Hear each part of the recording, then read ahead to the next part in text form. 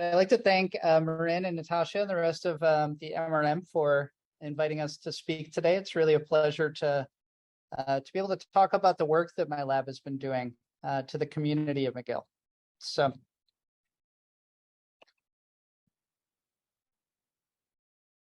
okay, before I get started, I'd like to acknowledge the researchers in my team who have been doing the majority of this work. So we just heard a very nice talk from Salvador regarding some of the applications of the materials we've been developing and the methods that we've created to print these. So what we'll focus on during my talk is some of the ways that we got there in materials development. So a lot of it was led by Tao Zhang, a former PhD student from my lab, Jacqueline Court-Mascourt, current PhD candidate that we'll talk about today in developing mechanical tunability within our printable gel systems. So what motivates the use of bioprinting and the development of the methods that we are creating is the complexity and diversity that we see within the tumor microenvironment. So we saw Salvador describe a model that he's building looking at an immunoactive microenvironment with gastric patient cells. And I'll show you some examples where we're thinking about opportunities for us as engineers to start to develop tunable tissues or tissue-like structures that contain a heterogeneous co-culture of the relevant cell types and some efforts we're putting towards developing vascularized models and measuring more integration of our stromal components into our models. So we know in a number of considerations that people use cell lines or patient-derived cells in drug development or analysis of biochemical pathways, that the lack of the tumor microenvironment can cause significant differences to the outcomes of these measurements. And one of the primary challenges that we find when we try and employ things like preclinical small animal models is challenges in again, accepting these things like patient-derived samples without having to undergo immune manipulation. So the TME is a critical element, and my lab is trying to reproduce some of the characteristics that we think are important. And this is a nice immunofluorescence image that is provided by a collaborator, Lorenzo Ferri and Bina Sangwan, who Salvador is working on the T-cell project. So this is looking at the immune landscape of a gastric patient that was analyzed who is treatment naive versus one who is post chemotherapy. So you can see from our labeling information the diversity of different biomarkers and different microenvironment effects between a treatment naive and a post chemotherapeutic tumor microenvironment. So we know that there's significant amounts of dynamic remodeling that can occur due to stromal cells, as well as signaling pathways, as well as depletion of specific markers, yielding differences between immune active and immune suppressive environments. Again, this is a challenging type of sample or system to model within a preclinical small animal type of experiment. So we incorporate the methods that we've developed in bioprinting in order to fabricate some of the heterogeneity, both in co-culture as well as in the different materials that we can print. So we have spent a fairly good amount of time, and this is what we'll talk about today, developing bioactive functional type of gel systems or platforms. And if we take a look historically, when people consider bioprinting or 3D printing within the space, they oftentimes think about anatomical reproduction. And this is a really important application to bioprinting or 3D printing in general. But with a lot of the anatomical types of constructs, we don't have specific interactions that can involve co-culture of cells, things like interactions between the cell and matrix, as we saw in the TME, can be extremely important in modulating immune cell infiltration. And we have limited abilities to generate where we localize or spatially deposit cells relative to each other when we go with some of the kind of basic anatomical reproducing methods of bioprinting. So we've been working on creating new gel-like materials or new gel materials that are ECM-like, and evaluating how things like the mechanical properties such as stiffness or viscoelasticity can impact the biological outcomes of encapsulated cells. And this is a general illustration demonstrating kind of the methods that we've incorporated. So this is one of the first examples that we published in printing was to print a co-culture of fibroblast cell line. In this case, this is an IMR90 with a triple negative breast cancer, MDA MB231 cells, is a demonstration of being able to develop a heterogeneous tissue model that allowed us to evaluate things like migration. So we could control our cell locations relative to each other in their initial model. So we can look at things like migration. We can look at things like spheroid formation, the rate at which those occur, applying any external stimuli or pressures that drive or inhibit spheroid formation, et cetera. So the platform relied upon this development of a hydrogel material. So Salvador brought this up in his presentation in terms of our composition being based on alginate, which is a very versatile polysaccharide molecule. So we can control or tune the range that we apply our stiffness to. And that range with alginate can be very large. So depending upon the properties like molecular weight, number of glucuronic versus manuronic blocks within that polysaccharide, in cross-linking, I guess, ionic concentration of cross-linker added, you can control that range of stiffness to be anywhere from what we would experience in tissue like brain, all the way up to dental or bone type applications in orthopedics. So again, a very versatile molecule that gives us a lot of opportunities to select the proper physical properties that we would like to impart within our gel. And from that, we add a second component, gelatin, which allows us to create a very smooth, thermally controlled gelation mechanism when in gelatin. And then finally, we will talk about how we've incorporated decellularized extracellular matrix into our formula. So here we have this formulation which relies on alginate and gelatin. And when I talk about mechanical tunability, in the context of bioprinting, we have some limitations or some boundaries that we have to develop the material in order to create a geometry or a model where our cells are able to survive and sustain in culture for long periods. So we spend a lot of time thinking about intrinsic material properties that are important in satisfying some of these needs. And one of the important characteristics when we think about bioprinting is the kinetics at which our gel undergoes a transitions from its liquid state to its solid-like state.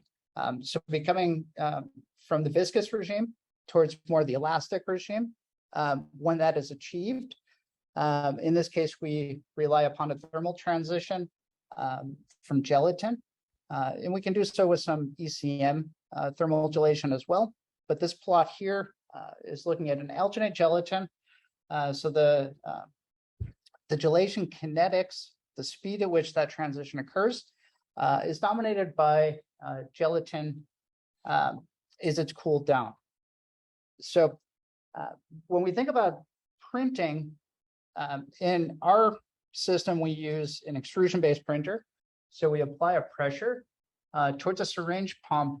Our material is shear thinning. So as that pressure is applied, it's capable of extruding in forming thin filaments on the platform. So here we've plotted out a bit of a master plot to look at the printing conditions, the pressures that we would need to apply in order to induce our shear thinning material to extrude with a very homogeneous and controllable filament size and properties. And you can see when we start out with our liquid phase early on in our time period, this allows us to work with the materials. So it's very important that we have very controlled transitions between liquid and solid. So here we have a short period where, while we're in a liquid suspension, we can create a cell-laden gel, so we can add individual cells.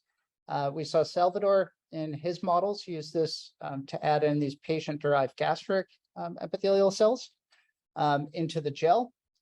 Following that, we cool the material down. Or pardon me, we allow the material to undergo gelation, which occurs in approximately 30 minutes. And from there, when we undergo that transition, which we can see is the loss factor, that ratio obtaining 1, which is marked by a yellow dot towards the left center of this plot. This is where we transition from our liquid state into a solid gel. So this is where we have a cell-laden material that we can now apply an extrusion pressure to with a certain value that allows us to optimally deposit materials and create a very reproducible type of a system. And this also allows us to devise our pressure regimes where we minimize any damage that we could do to cells during the extrusion process through things such as high shear forces, causing challenges to membrane integrity.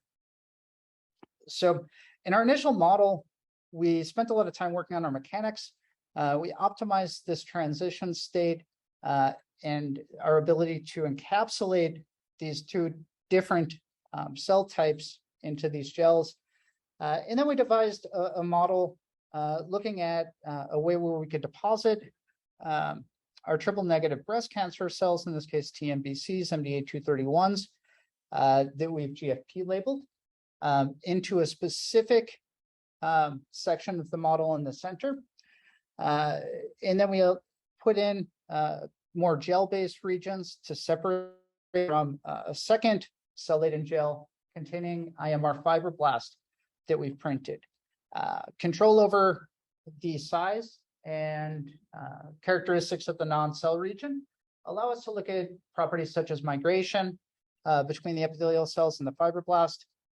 In the model, size and scale allowed us to print this system for approximately 4 weeks. So we could evaluate non-destructively during the period, that 4-week period of culture, a number of either biochemical events, or we could look at imaging to see if migration had occurred visually. And you can see an example of the separation between the GFP labeled here, pardon me, the MDAs in the center labeled here in GFP, and the fibroblast regions, which have been labeled in M-cherry from the image in the bottom. Okay. As I mentioned, we sustain culture for very long periods with these models, which is a significant opportunity for us to think about experiments that we can evaluate without having to destroy or do too much manipulation of the sample. These real-time properties as they're occurring compared to trying to do so in small animal models where you might require sacrifice and harvesting of tissue and significant processing. So the tunability that we've imparted into these gels arises primarily in terms of its stiffness by the increasing concentration of an alginate. In this case, this is a protanol 560, which is used in pharmaceutical research as a drug excipient. So a very inert polysaccharide that we've added here. So increasing the weight percent of this in our formulation results in a significant increase in stiffness. And I'll show you some of that quantitative data on the next slide. Whereas the incorporation of gelatin can modulate some kinetic characteristics of our gel. So in the bottom left, we can see where we've looked at these different clocks. The periods or rates where our extrusion pressure is calculated relative to the concentration effects on gelation kinetics. So again, this gives us this opportunity to really optimize the manufacturing or fabrication side of this and create heavily reproducible, very continuous types of model geometries. In taking that kind of to a 2D plot on the bottom left here and performing some very basic type of mechanical analysis and modeling conditions allows us to think about material characteristics like slip boundaries and what that means is in terms of our extrusion characteristics, developing again, these reproducibility within our materials, but also the ability to create a very large number of these samples in parallel. So defining the manufacturing role and materials properties not only has a significant impact on biological outcomes and what we can examine, how we can try and match properties of the patient's tissue, but it also has significant roles in what limits the manufacturing process can play in developing more complex geometries or more challenging tissues. From biological side, we know that there are certain outcomes of the mechanics of the microenvironment, characteristics such as compression and other cell matrix interactions can drive the way that cell-cell junctions or cell-cell interactions occur in development.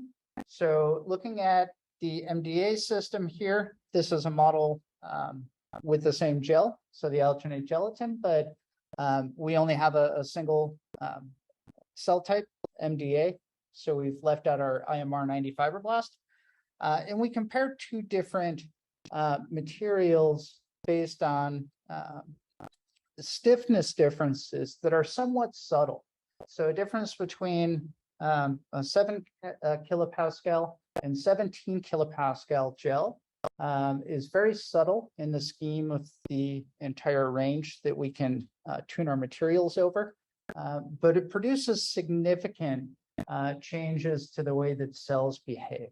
So in the left images in these top rows, you can see a 7 kilopascal gel that we've cultured MDAs The gel composition here is 1% alginate. And we see the development of spheroids occurring within a few weeks. These continue to be sustained. The cells appear healthy. They grow into very nice, large spheroids, as we'd expect. And in that bottom row, we increase alginate to 3%. This provides us with the 17 kilopascals. We can see cells have a very difficult time being able to even begin the development of spheroids or to proliferate within this microenvironment because that subtle increase in stiffness causes a very significant exposure to compression at the cell itself. This limits things like nutrient accessibility and other mass transport phenomenon. It can lead to a very rapid or very early apoptosis or series of cell deaths. So gel properties, we have two kind of characteristic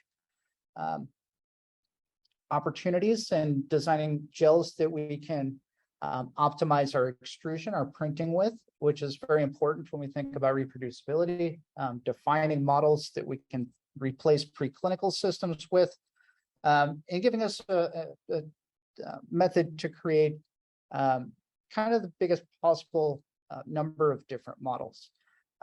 So we have the engineering side where we limit our materials, and the biological side where we're trying to promote these more native types of bioactive cell matrix interactions. So as I mentioned, this is a pretty dated set of experiments from a previous PhD student. And we know coming into this that alginate, being a polysaccharide, was selected specifically for its mechanics. So this material is inert. You won't form any focal adhesions with any cells. So it occupies a volume and it plays a large mechanical role. In the gelatin, in this example, gives us opportunities for that kinetics and that gelation control. But when we culture our cells at 37 degrees, gelatin, it goes into the liquid phase and it will dissolve into our media within the first few days of culture. So it leaves behind a soft, potentially porous type of structure. But the material that's left as the cells begin to generate these spheres, it's largely alginate, and again is very bioinert. So incorporating bioactivity into the system is something that we hypothesized will allow us to develop more sophisticated models with co-culture containing different cell types that generate cell matrix interactions and allow us to think about, when we look back at the motivation for this, replicating things like that complex immune landscape in making some real-time measurements in these types of models. So I'll transition very shortly to talk about the work that Jacqueline has been doing in the group to extract, purify, and isolate decellularized extracellular matrix, and use this as the bioactive element that we add to our gels. So we follow a very similar type of workflow and to acquire the materials. In this case, Jacqueline's been working on an oral cancer model. So she has developed using squamous cell carcinoma cell line, a system where we can evaluate head and neck cancer. And thinking about the disease itself, what the microenvironment of the healthy tissue might look like, and where it metastasizes to in a number of cases in oral cancer, we decided upon the source tissue being in here porcine tongue. So something that should give us a large degree of structural proteins when we decellularize it, which can add to the elastic characteristics of our gel and aid in printing. So to obtain the gel, we follow some routine protocols developed by the Wojtek Harbin lab and the Badilak lab. And we can see here our decellularized CCM that we've used a detergent-based process to extract. It can be treated to form a stiff enough gel that allows us to either create a matrix that can be mold casted or extruded into geometries that we can retain. And we compare this to, again, we keep our decellularized tongue. We add it to the formulation that I described was previously developed using alginate and gelatin. So now we have a bioactive gel from these three elements with a very large range that we can think about changing mechanics for. And we compared this to mechanics of an in vitro oral cancer model on the bottom using nanoindentation with AFM. And you can see in the two right, the right-hand side of that graph, the mouse tumor xenograft versus DCM. We can see that we can tune, again, within that in vivo physiological range. Okay, so this is more kind of continuation of some of the characterization we've done. So looking at its rheological characteristics to give us an opportunity to think about how we can match those and relate to the in vivo physiology, protein composition with proteomics, and then looking at things like the structure and porosity, which we started doing using AFM, or pardon me, SEM as a tool. And we can see in the SEM images that we retain a lot of these collagen or fibril proteins during the decellularization. So this is a little bit of a larger image where we can look at the DCM fibers, the addition of a gel where we have, again, a formula containing alginate gelatin and DCM. So controlling a lot of the engineering side with this, and that fibrous architecture is retained with the addition of the rheological modifiers to the gel. Okay, so it's an example looking at some printing and evaluating with a head and neck cancer cell line. This is actually two cell lines, pardon me. The top row being an SCC12 and the bottom being a 38. So just two lines derived from different patients, slightly different disease phenotypes. But you can see sustained growth of spheroids occurring with these for several weeks. And we test these with drugs. We can get a very accurate ID on the IC50 and a characteristic type of or expected value we would see from patients, which replicates the clinical response greater than 2D culture. Okay, so some of the things that we've been looking at, this is these SEC models, because we do have an environment where we can control things like the mechanical properties of the ECM, as well as the cell matrix interactions. We've started to see, and this is just very preliminary data, since we're talking internally here, and I'm interested in potentially exploring this a little further with some collaborators. Starting to see the generations, which might indicate some invasive characteristics. So here, this is just actin staining of one of our spheroids from the head and neck patients.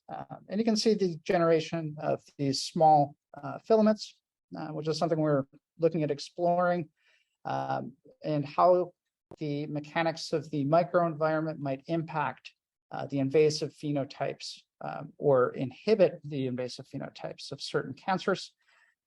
We've been pushing a lot towards co-culture. So Jacqueline's been looking at, this is an SCC 38 oral cancer line labeled in red, and a human vocal fold fibroblast that was provided to us from collaborators at UW-Madison, which is labeled in green here.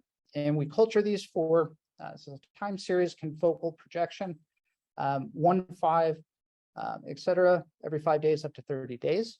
We're going to start to see these generations, the generation of some very complex architectures being assembled within these bioactive ECM containing gels. So we're very interested in applying these types of co-cultures. This is looking at the data that Salvador presented the same patient in the gastric systems. So we're interested in applying these co-culture type systems in the methods we've developed in printing to generate more sophisticated models where we're localizing materials such that they may mimic the pathohistological characteristics of the patient. So developing models where we have basement membranes that we print with Salvador's zinc and things like DECM internally to replicate tissue microenvironments from Jacqueline's zinc into the same type of a model.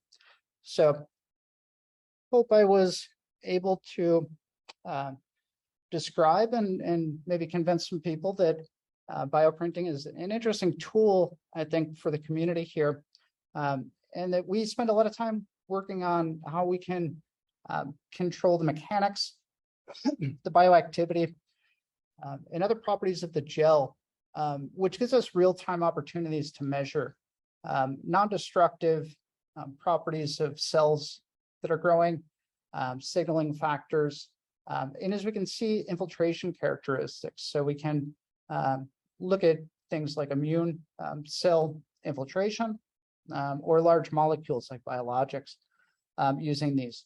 And we're developing a number of patient-derived systems.